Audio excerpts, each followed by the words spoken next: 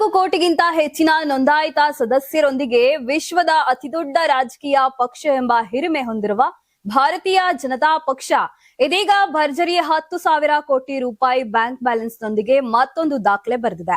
2025ರ March 31ಕ್ಕೆ ಕೊನೆಗೊಂಡ ಹಣಕಾಸು ವರ್ಷದಲ್ಲಿ ಬ್ಯಾಂಕ್ನಲ್ಲಿರುವ ಠೇವಣಿ ಮತ್ತು ನೀಡಿರುವ ಸಾಲ ಮುಂಗಡ ಪಾವತಿ ಸೇರಿ ಬಿಜೆಪಿಯ ಬೊಕ್ಕಸದಲ್ಲಿ 10,000 ಕೋಟಿ ರೂಪಾಯಿಗೂ ಹೆಚ್ಚಿನ ಹಣ ಇದೆ.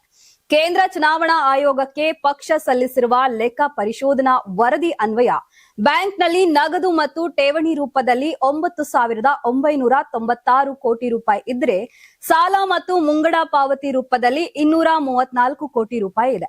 ಎರಡನ್ನ ಸೇರಿಸಿದರೆ ಅದು 10,230 ಕೋಟಿ ರೂಪಾಯಿ ತಲುಪುತ್ತದೆ.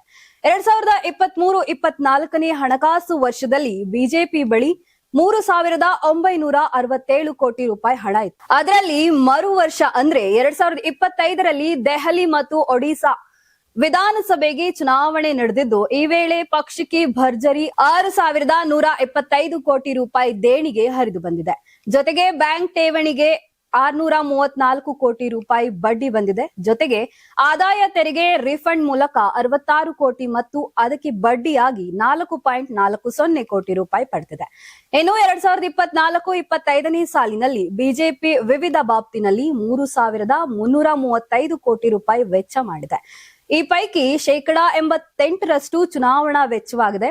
ಇದರಲ್ಲಿ ಅಭ್ಯರ್ಥಿಗಳಿಗೆ ಹಣಕಾಸು ನೆರವು ನೀಡಲು 312 ಕೋಟಿ ರೂಪಾಯಿ, ವಿಮಾನ ಹೆಲಿಕಾಪ್ಟರ್ ವೆಚ್ಚವಾಗಿ 583 ಕೋಟಿ ರೂಪಾಯಿ, ಎಲೆಕ್ಟ್ರಾನಿಕ್ ಮಾಧ್ಯಮದ ವೆಚ್ಚವಾಗಿ 1,175 ಕೋಟಿ ರೂಪಾಯಿ, ಕಟ್ಔಟ್ ಬ್ಯಾನರ್ ಹೋಲ್ಡಿಂಗ್ಗೆ 107 ಕೋಟಿ ರೂಪಾಯಿ ಮತ್ತು ಮುದ್ರಣ ಕೆಲಸಕ್ಕೆ 123 ಕೋಟಿ ರೂಪಾಯಿ ವೆಚ್ಚ ಮಾಡಿದೆ. ಇದಲ್ಲದೆ ಜಾಹೀರಾತಿಗಾಗಿ 897 ಕೋಟಿ ರೂಪಾಯಿ, ರ್ಯಾಲಿ ಪ್ರಚಾರಕ್ಕಾಗಿ 90 ಕೋಟಿ ರೂಪಾಯಿ, ಸಭಾ ವೆಚ್ಚಗಳಿಗಾಗಿ 52 ಕೋಟಿ ರೂಪಾಯಿ ವೆಚ್ಚ ಮಾಡಲಾಗಿದೆ ಎಂದು ಪಕ್ಷ ಮಾಹಿತಿ ನೀಡಿದೆ. ನೀವು ಸಣ್ಣ ಆಗ್ಬೇಕಲ್ವಾ? ಅದು ಒಂದು ಉತ್ತಮ ಆಹಾರದಿಂದ ಸಣ್ಣ ಆಗ್ಬೇಕಲ್ವಾ? ಪ್ರತಿದಿನ ನಮ್ಮ ಜೀನಿ ಸ್ಲಿಮ್ ನ ಯೂಸ್ ಮಾಡಿ ಯಾವುದೇ ಸೈಡ್ ಎಫೆಕ್ಟ್ ಇಲ್ದಂಗೆ ನೀವು ಸಣ್ಣ ಆಗ್ತೀರಾ.